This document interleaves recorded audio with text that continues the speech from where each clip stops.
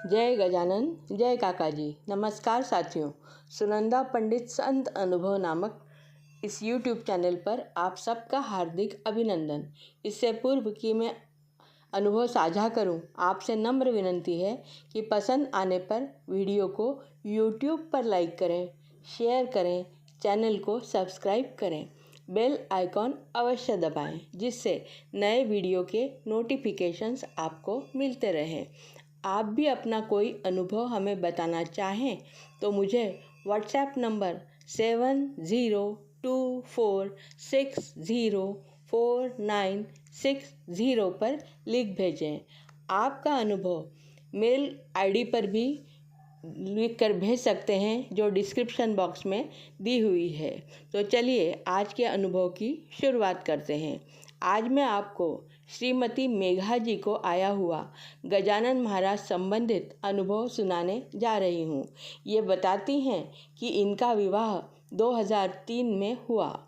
ये मध्य प्रदेश की रहवासी हैं, पर इनके पति छत्तीसगढ़ के और विवाह के बाद ये महाराष्ट्र के अकोला जिले के आकोट नामक गांव में गईं, जहां इनके पति कार्यरत थे। इन्हें 2005 में एक बेटा हुआ, जिसका नाम इन्होंने हर्ष रखा। 2008 में इन्हें एक बेटी हुई, नाम रखा आद्या। ये परिवार किराए का मकान छोड़कर खुद के मकान में रहने आ गया। सब कुछ बहुत अच्छा चल रहा था। हर्ष एक होशियार बालक था। अचानक इनकी किस्मत ने पलटा मारा। वर्ष 2012 में हर्ष को अचानक बुखार आया। इन्हें लगा ऐसा वायरल इन्फेक्शन तो होता ही रहता है। ये दोनों उसे डॉक्टर के पास ले जाकर दवाई लेकर आए। बुखार उतर गया, पर एक सप्ताह बाद हर्ष को अचानक फिर से बहुत ज़्यादा बुखार आया। उसे डॉक्टर ने एडमिट किया।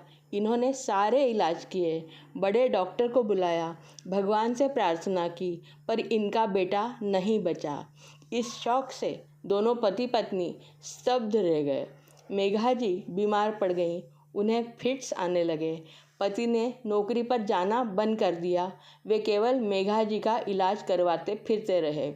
काम धंधा बंद हुआ तो बैंक बैलेंस धीरे धीरे समाप्त हो गया। अब इनके पति व्यसन करने लगे। अब घर की वस्तुएं बेचने की स्थिति आ गई। सब कुछ बिक गया और अब सिर्फ घर बाकी बचा था। बेटी के बुरे हाल थे और एक दिन घर भी बेचना पड़ा। ये सब किराए के मकान में रहने आए। मेघा जी की माँ आकर छोटी बच्ची को अपने साथ लेकर चली गई। उसकी एडमिशन मध्य प्रदेश में ही करवा दी। इसी बीच अनेक बार ननंद जी इनके हाल जानने घर आती रही। वे गजानन महाराज की अनन्य भक्त थी। मेघा जी कहती हैं कि उन्होंने हम दोनों से कहा कि एक बार सारे के सारे मिलकर शेगांव जाओ, वहाँ गजानन महाराज को अपना दुखड़ा सुनाओ। वे अनेक बार हमें यह सलाह दे चुकी थी, पर उन्होंने आकर जिद पकड़ ली कि शेगांव जाकर ही आओ। अब उनके कहने से हमने बेटी को नानी के घर से बुला लिया। आकोट से सपरिवार निकले। पहले नागझरी पहुँचे, जो शेगांव जाने के रास्ते में ही आता है।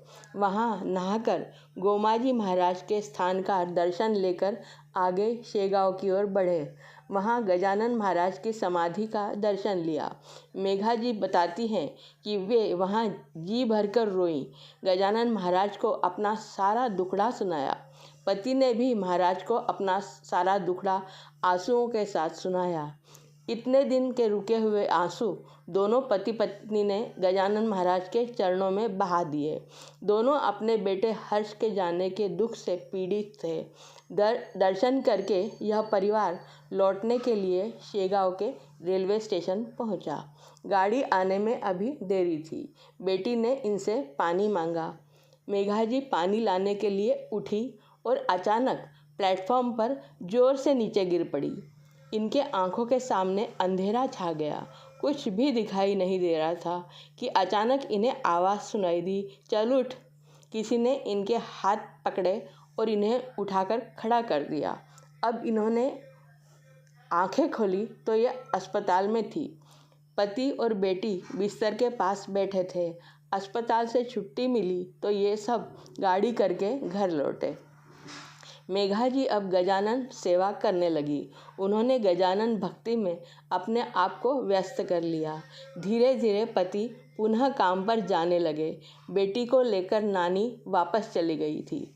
अब मेघा जी ने उठकर घर के काम करने के प्रयास शुरू किए और धीरे धीरे उनका स्वास्थ्य भी सुधरने लगा।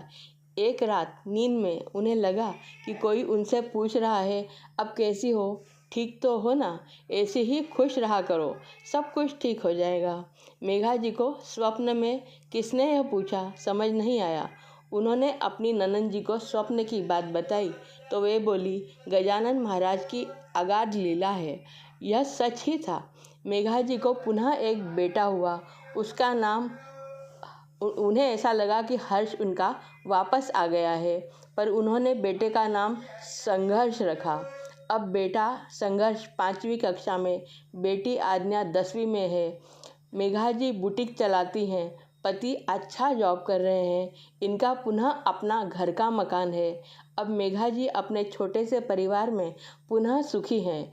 वे इस सुख का सारा श्रेय गजानन महाराज को ही देती हैं। जय गजानन। आपको आज का अनुभव कैसा लगा अवश्य बताएं। अगले वीडियो में फिर मिलेंगे। तब तक के लिए नमस्कार।